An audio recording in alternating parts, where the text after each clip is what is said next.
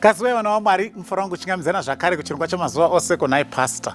Vatanga kutibata nhasi pachirongwa pano tiri kubatsirana kupindura mibvunzo yatogona kunge tinayo inopindurwawo zvakare nebhaibheri. Saka sunungukaiwo kutumira mibvunzo yenyu. Tiri kutenda vari kuramba vachitumira mibvunzo nevari kuramba vachitumira vamwe zvatinenge tadzidza. Mibvunzo yenyu munogona kuitumira pa0772918335. It's a WhatsApp number. Kana kuti muri kuona paFacebook, just drop your question kuma comment sections. Tinoitarisa tigozoitarisawo zvakare nekuipindura. Mubvunzo watira kupindura nhasi uri kutiwo, Pastor nditsanangurireiwo Romans 14 verse 1 to 6. Chekutanga chandira kutora ndechekuti hatigoni kutsanangura Romans 14 verse 1 to 6 maminutes mashanu because inyaya mbiri dzakati rebei. Saka tichaidimbura mumazuva maviri. Nhasi tichatsanangura Romans 14 verse 1 to 3, mangwana totsanangura Romans 14 verse 4 to 6. Chechipiri chandanotisa ndechekuti mubvunzo uyu takambosimboupindura ndofunga makore maviri apfuura pakatanga chirongwa chino ichi.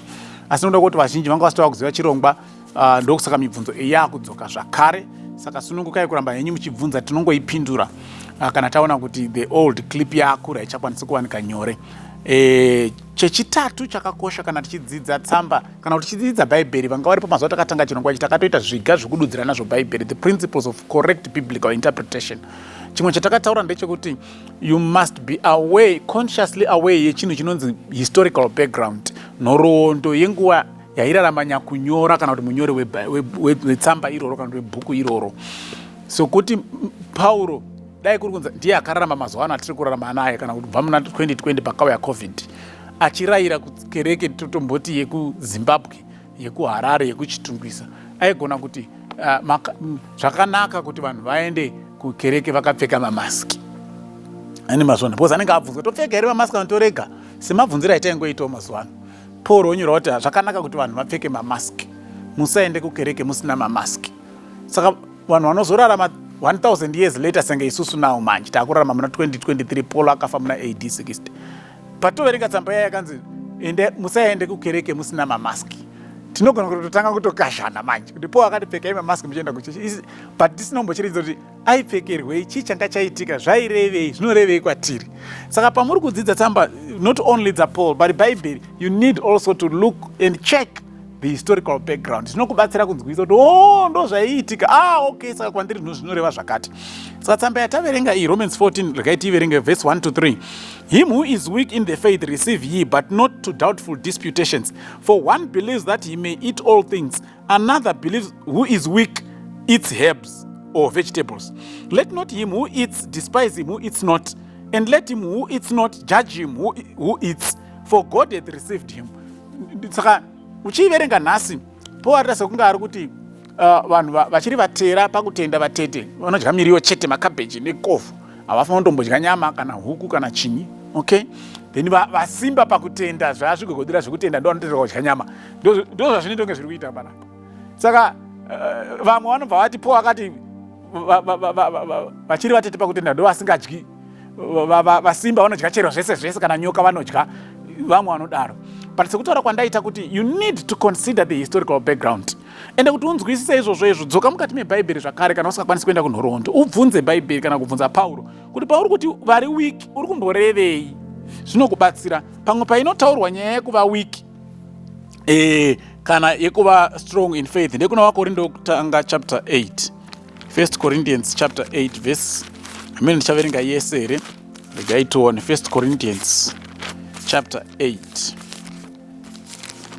Entangire pa verse ya 4.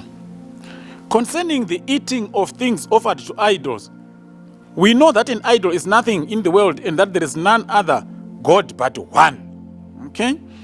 Then pa verse 7. Howbeit there is not in every man that knowledge. For some with conscience of the idol unto this hour eat as a thing offered to an idol, and their conscience being weak is defiled. But meat commendeth us not to God, for neither if we eat are we better, neither if we not eat are we worse. But take heed lest by any means this liberty of yours becomes a stumbling block to those who are weak. Now, Paul atisa two groups. Pano vari kuti vari weak, never vaane liberty yekunzwisisa kuti an idol is nothing. And the context yenyaya iyi inyama yemhuka dzinotanga dzapiriswa kuzvifananidzo, because that was common practice during those days, kuti vanhu vainamata zvifananidzo. Saka vaitanga vatopirisa mombe dzavo kuzvifananidzo, mbudzi dzavo kuzvifananidzo, vozodziuraya vodya. Vanga vatendeuka vamwe vangu vakuti aiwa zvifananidzo hazvina basa, hazvina simba, kuna Mwari umwe. Saka ivo vakunzwisa manje kuti chingori chidhori chidombo chakaumbwa nemunhu, kuti danda rakaumbwa nemunhu hari affect nyama, saka vanga vakudya nyama. Vamwe vaifunga kuti chidhori ichi chine simba ichi, vaiti isi nyama yakapirwa kuzvipiriso hatidedi kudya because tinokanganisika, kana zviri zvo zviripo tipei miriwo tidye. Saka vaiti tipei miriwo tidye ndo vari kunzi vanga vachiri weak pakutenda. Vanga vakunzwisa kuti chidhori hachina basa, vanga kunzi vari strong pakutenda. Saka those two groups ndo dziri kuadreswa zvakare kuna Romans, because pakaramba kuine bopoto nebunga mushishi muchechi.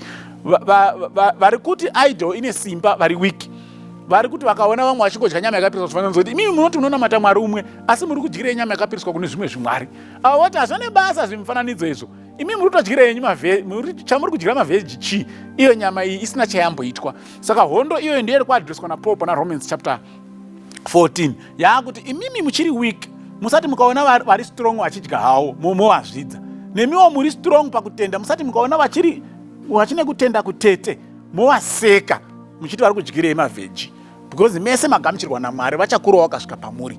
Paul was not in any way clearing issue yezvekudya nezvekusadya, anga asiri kuti dyai zvese zvese, but anga achitoadresa issue yanga iri very practical panguva yake, kuti muchechi mamaita mapoka maviri, vamwe vanga vachine kutenda kushoma kwaiti idol ine simba panyama, nevamwe vanga vane kutenda kwakasimba vaiti idol haina simba panyama, saka ivo vaidya chero nyama vasina kubvunza.